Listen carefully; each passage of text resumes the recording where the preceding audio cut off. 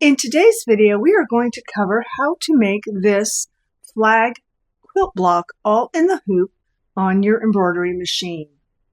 This design file comes in a unfinished quilt block size of 4.5 inch, 5.5, 6.5, 7.5, 8.5, 9.5, 10.5, and 11.5. There is no batting used in this project or no quilting. It is simply assembling this quilt block in the hoop on your embroidery machine. The finished size when you assemble this into a project will be the even block size number. So 4 inch, 5 inch, 6 inch, 7 inch, 8 inch, 9 inch, and 10 inch. Here I have used the 11 inch block that I am going to be making into a table runner. You can see how I added some sashing and borders around it. These quilt blocks are used for adding to additional projects like wall hanging placemats, table runners, throws, quilts, etc. Hi, I'm Dawn Chase, founder, owner, and designer of Creative Appliques. Welcome to my channel. Thank you so much for being here. If you're a subscriber, welcome back. I'm so appreciative that you're here. And if you're new, please click on that subscribe button and right next to it the bell to be notified when I upload new content. Also, if you're enjoying my content, I would be ever grateful for a thumbs up because that means you're liking my content and it lets YouTube know that you're liking my content. Also, share this video with all your sewing and embroidery friends. So, the first thing we need to do is talk about all the supplies we are going to need.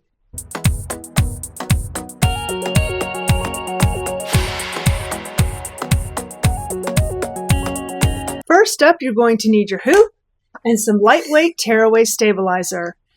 My preferred brand is OESD and it is 1.0 ounces. I will have links below for these products.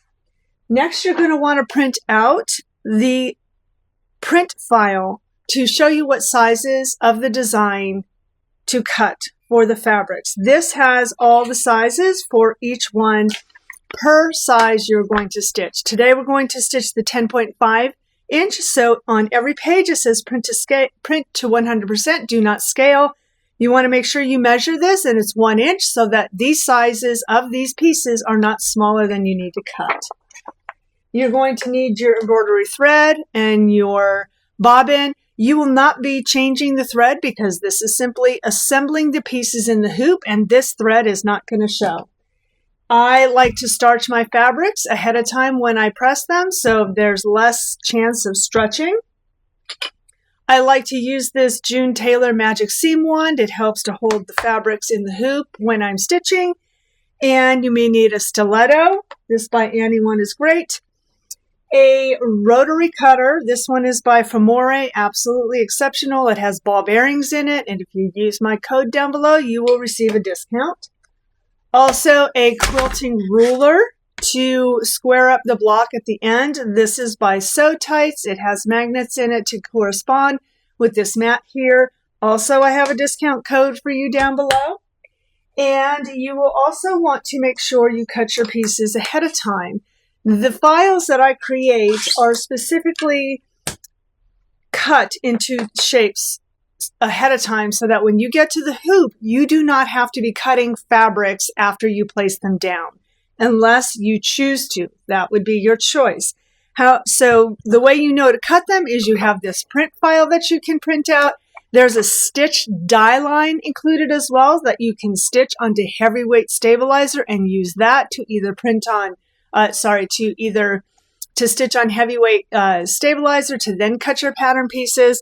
This PDF you can print either on heavy cardstock or some translucent sticker paper that you can use to stick on the fabric, especially if you're fussy cutting, and cut out the pieces that way. And then the third way is the SVG file that comes so you can use it with your cutting machine as well to be able to cut your fabrics. So cut your pieces to the sizes that you need. These are an embroidery design I have on my website called Project Spools. You stitch them up all in the hoop, and then I got these clips that have an adhesive part here and stuck them on here. So I have all my pieces labeled for the steps that I will need them for. Last but not least, a pressing mat and an iron. I like to iron my pieces as I flip them so that they are nice and smooth and crisp for tacking down. First thing, hoop your stabilizer, load the design to your machine, the size that you're going to stitch, and the first thing we're going to stitch is the placement line. Here is the placement line that has stitched. Now we're going to take piece 1 and we're going to place it right side up. This is the only piece that gets placed right side up. I'm going to take the left short edge and line it up here with this stitching. I'm going to take the bottom long edge and line it up with this stitching. It is the top edge and the right edge are going to extend past this stitching here on purpose.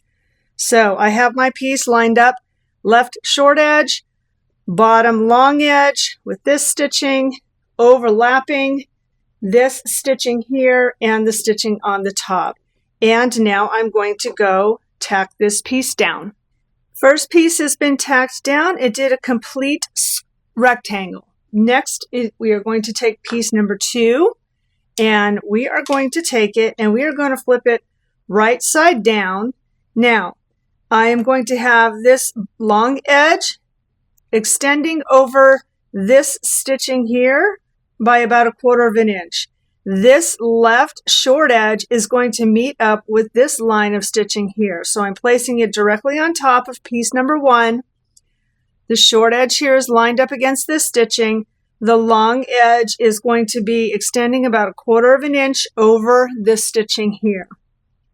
And now we are going to tack it down.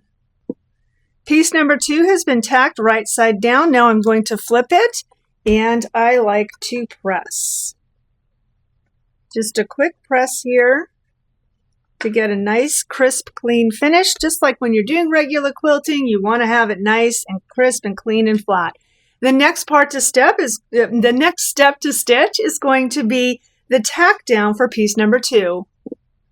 Piece number 2 has been tacked down. Now we take piece number 3. Again, we're going to flip it right side down.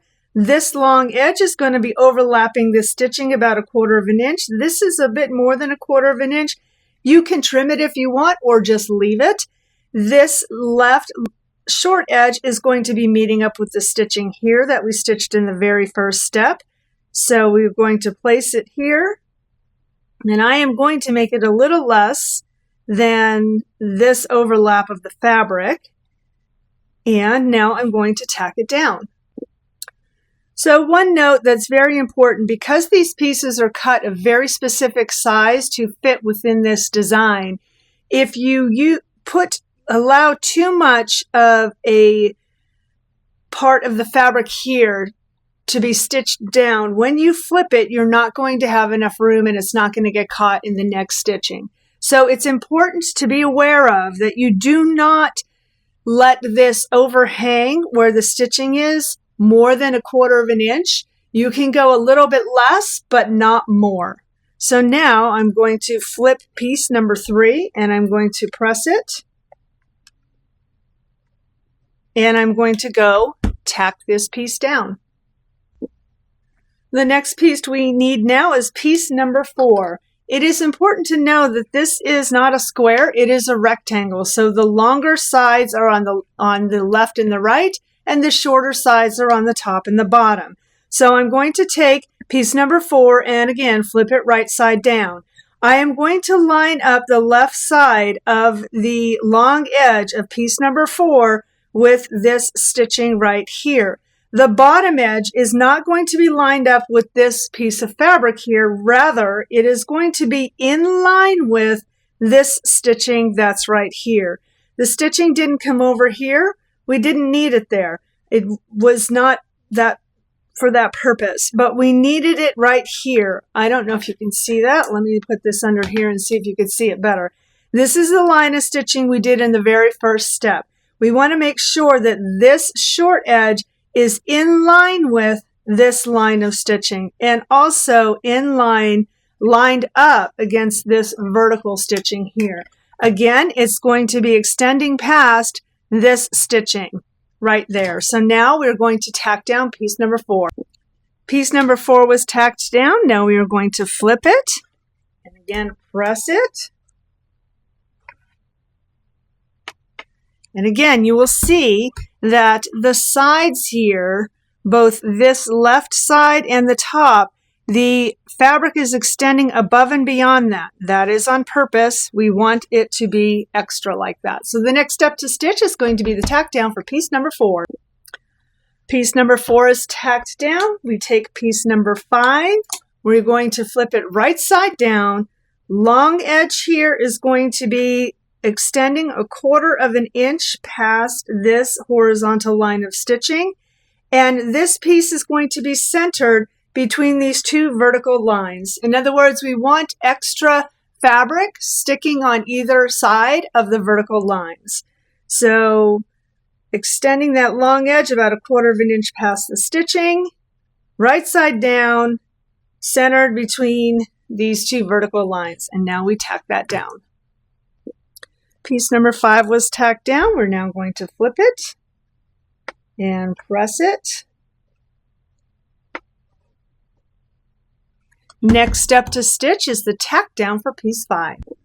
Piece 5 is tacked down. We now have the last piece we are putting on. This is piece number 6, right side down, long edge, extending 1/4 of an inch along past this horizontal stitching, centered between the left and right vertical stitching. Piece number 6 has been tacked down. Flip it, press it, and the next step to stitch is going to be the final step to tack this piece down. You want to double check to make sure that this bottom edge here is overlapping this placement line of stitching. If it's not, you're going to need to go back and rip this out and move it up and stitch it again so that it covers all of this stitching here. That was the final step to stitch. The flag is now assembled and complete in the hoop. So we are going to remove it from the hoop, and the next thing we're going to do is square it up. So you get your quilting ruler now and your rotary cutter. These Sew Tight rulers are great because they have the markings for the 1/4 inch seam allowance right here. You can see that in the turquoise. It gives you that 1/4 inch seam allowance that you can see. It also gives you the 1/2 inch as well. So this is a 10.5 inch square. And I'm left-handed, so that's why it looks backwards for most of you. However, I'm going to take the inside edge here, this inside edge of the ruler, and I'm going to place that along my stitching line. So my stitching line is going to be here. I'm going to place this inside edge to the left of it. For the most of you, it will be to the right of it. But for me, being left-handed, it's going to be to the left. And I can see that. And now I'm going to trim off the excess. I'm going to spin it. And again, take that inside edge of the 1/4 inch and trim it up, and I will repeat this on all 4 sides.